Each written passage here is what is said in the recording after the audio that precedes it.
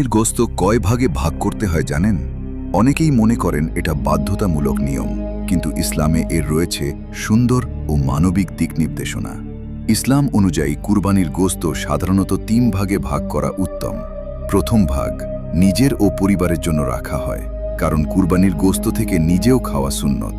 দ্বিতীয় ভাগ আত্মীয় স্বজন, প্রতিবেশী ও বন্ধুদের মাঝে বিতরণ করা হয়। এর মাধ্যমে সম্পর্ক আরও মজবুত হয় এবং ঈদের আনন্দ সবার মাঝে ছড়িয়ে পড়ে।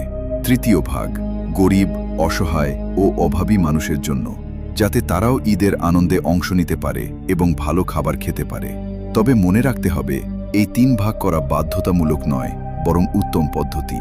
কেউ চাইলে বেশি অংশ গরিবদের দান করতে পারেন, আবার পরিবারের প্রয়োজন বেশি হলে নিজের জন্যও বেশি রাখতে পারেন।